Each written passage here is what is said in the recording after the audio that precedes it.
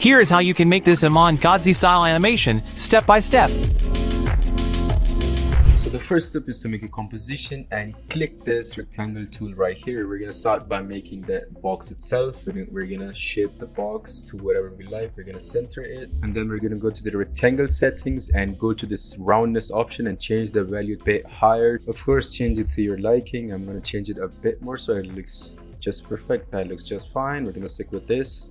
The next step is to select the layer and search up gradient ramp, and we're gonna put the gradient ramp on this and adjust the setting of both the colors to something darker, something similar to mine. I'm gonna tweak the settings to make it look nicer.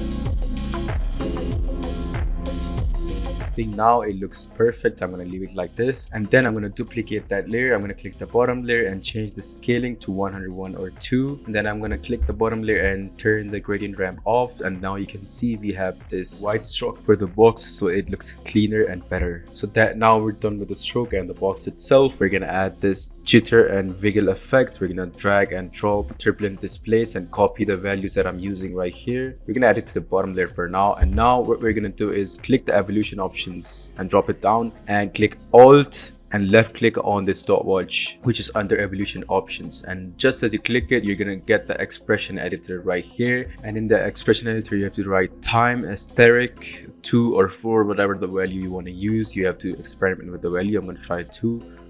I think that looks nice. Maybe I'll change it later, but I think that looks good for now. We're gonna copy the same effect and paste it on the top layer just like that, and now that looks good. And then we're gonna proceed to make the green arrows that are in the box. We're gonna click this pen tool first, make a straight line, and we have to make sure that it's straight. Then after you've made the bottom part for the arrow, you're gonna make sure it's in the middle.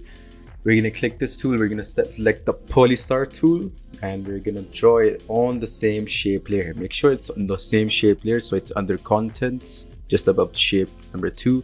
And then we're gonna go here, we're gonna make the points to 3, to the least one that we have, and then you're gonna see that it looks like an arrow, and we have to rotate it so it looks normal. Now that the arrow is made, we're gonna position the top part to make sure that it's in the center. As you can see, now we're done with the arrow. We're gonna search a gradient ramp again, and we're gonna put it on the arrow.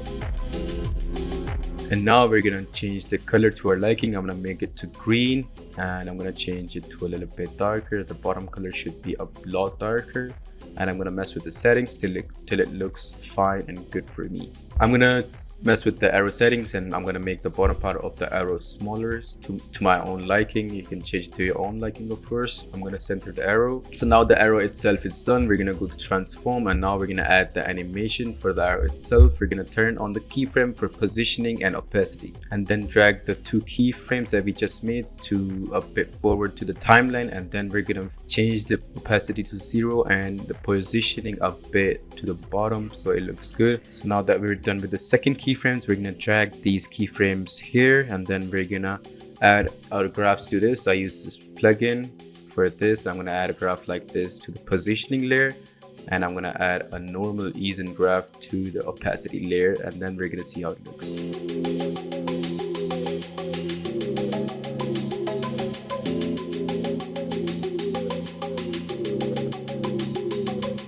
I'm gonna change the keyframes a bit more so that it looks way subtle and better.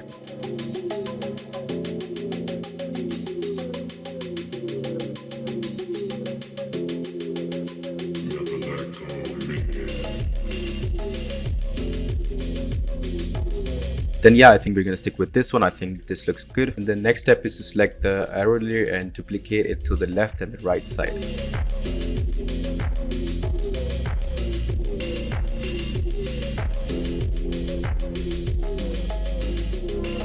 So now that we've duplicated, and I think that looks just fine, we're gonna change some settings. We're gonna first pre-compose the arrows themselves, and after pre-composing the arrow, I'm gonna copy the turbulence displace and I'm gonna paste it on the arrows too. I'm gonna make sure that it looks good. I think that looks just fine. And after the arrows is done, the next step and the last step is to add text. We're gonna add our own text. You can add your own text, whatever it is, and then just center the text and adjust the scaling. Now that the text is aligned perfectly, we're gonna go to effects and presets and search a gradient ramp again. We're gonna put it on the text layer and we're gonna do the same thing. We're gonna add the green effect on it as well. We're gonna go here, add the green effect, and we're gonna add the dark one on the bottom layer, something like this. And we're gonna make sure it looks good. We're gonna tweak it up. Or if you're not going for a very simple style, you can add deep glow. I'm probably gonna add and stick with the deep glow. And then I'm gonna just setting to 0.40 for the exposure so that it looks normal and fine. So now that we're happy with how the text looks, we're gonna add an animation for the text, and we're gonna select this slider control from the effects panel. We're gonna open the effects and we're gonna open source text. And then the next thing is to alt and left click on source text.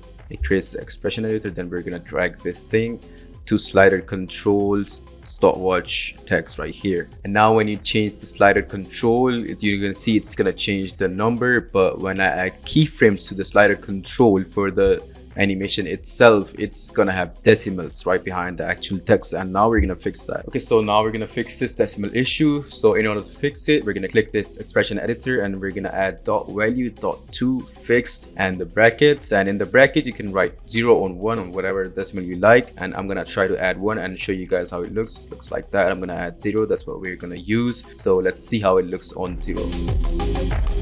Sliding perfectly from 0 to 100. And now in order to add the $sign at the start, we're going to put the same value as I'm putting right now, dollars in the quotations, and then a plus before the effect. Now you're going to see that it has the dollar while it's going from 0 to 100. And now you can see that it has a good animation from going from 0 to 100. And we're gonna copy the turbulent displace effect from the bottom layer and add it to the text too. And we're gonna tweak the settings to whatever we like.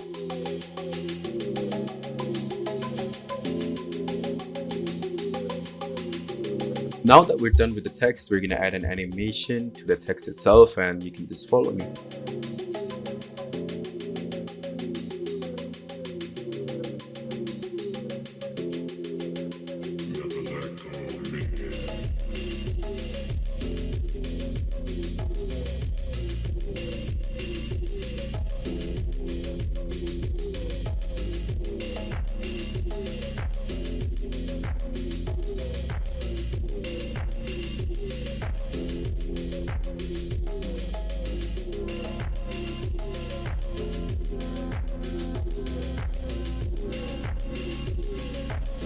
And now that the animation for the text is done, we're gonna add an animation for the rectangle box itself. What we're gonna do is we're gonna select both the layers and we're gonna pre-compose them and we're gonna rename them to a rectangle. And then we're gonna do the same thing. We're gonna make position and opacity keyframes, and we're just gonna make sure that they look fine and just in sync with the text and the arrows.